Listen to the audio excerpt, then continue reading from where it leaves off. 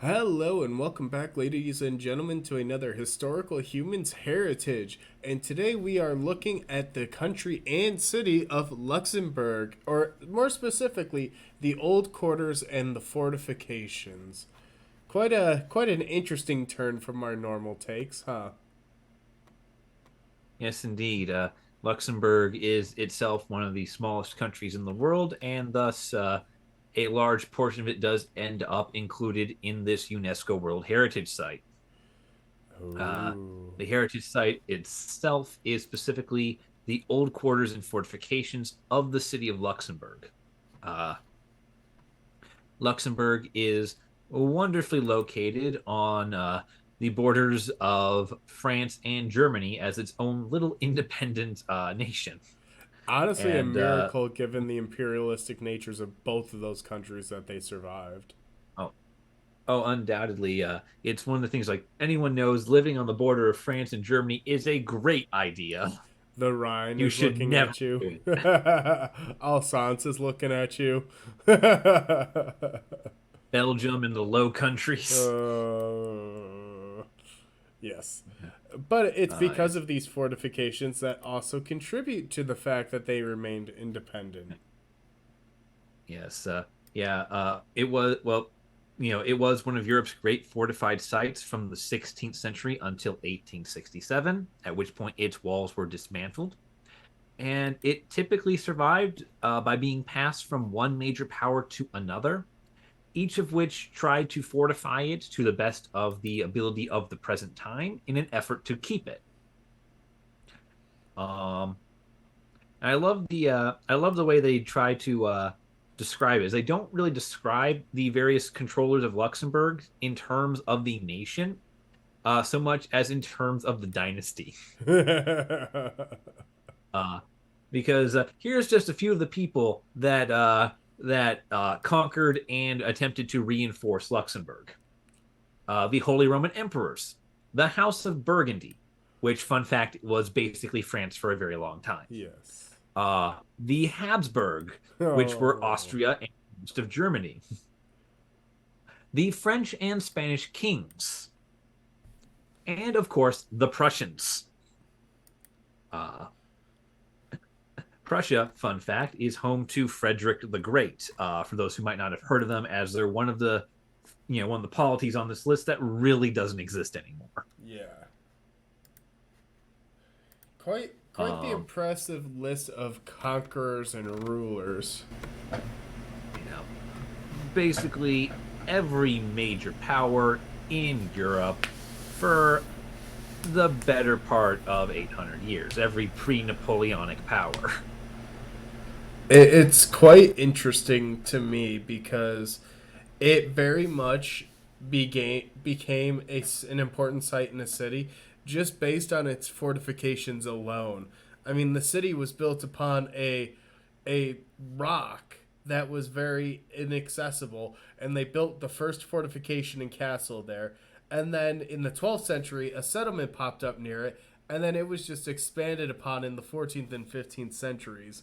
So they just quite literally Mhm. took the whole defense is my mantra and just really kept building on it and expanding upon it and building in it. Oh, Yeah.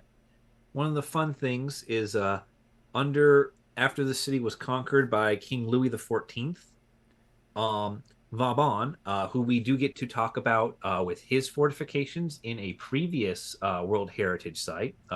It's the name given to both a man and a set of fortifications put along the borders of France.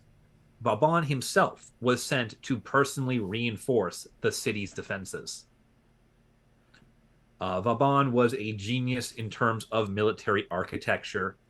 His fortifications served to defend France up until the World Wars.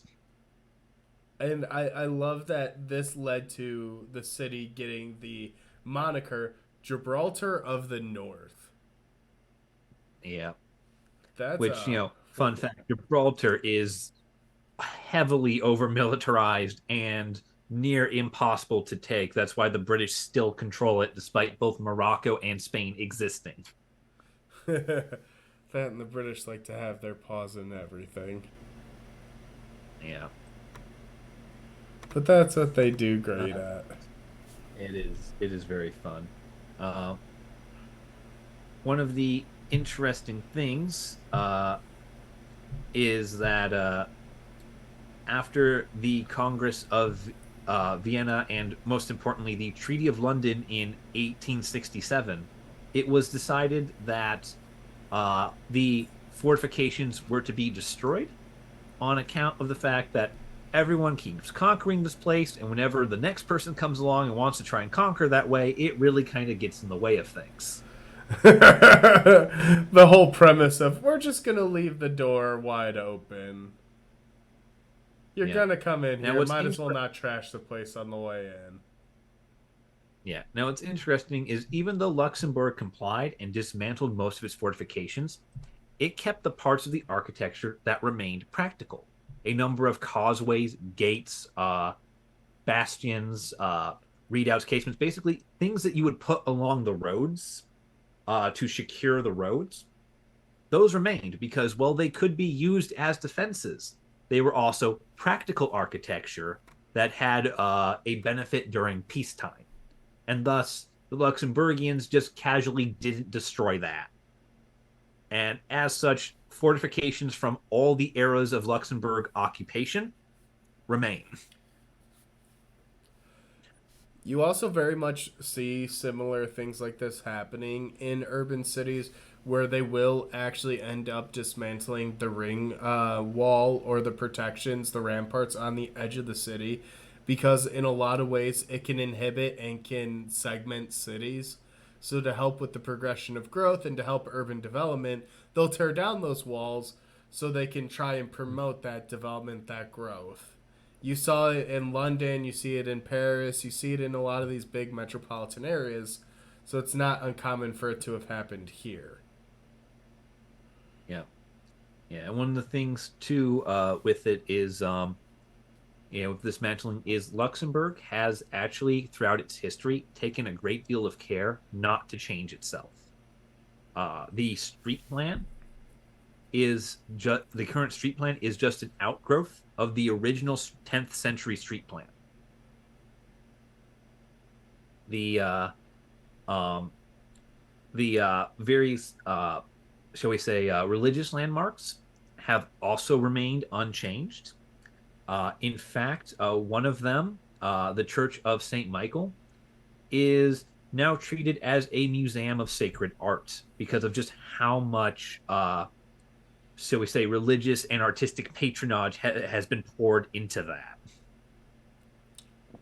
It just continues onward. Uh, yeah, there's been a major refusal to move anything historical by these people, which is the sort of attitude you need when you're going to sort of put yourself down between two of the world's greatest belligerents and continue to exist for 1,000 years. And yet somehow they did it. And that's one of the things that leads to the authenticity really being prominent in here, in that they did go through the series where they had the destruction, but everything else maintains, and they actually have some laws in place to further protect it. More specifically, there was a law in July of 1983 that relates to conservation and protection of these sites and monuments for the future use. Yeah. And I do love the naming system for laws here in Luxembourg because it is literally law of and then the date. So it is literally known as law of 18 it is literally known as the law of 18 July 1983. There is no acronym, there is no, fancy political spin on the act. It's just this is the day we passed the law, that's the day of the law. It's kind of the Roman style of, the law of and then you list out the consul of that year. It is the law of the brothers Gracchus or the brothers Gracchi, whatever. but I yeah, can do tense. but yeah, this was kind of an interesting one, and we figured we'd knock out both a city and a country in one fell swoop.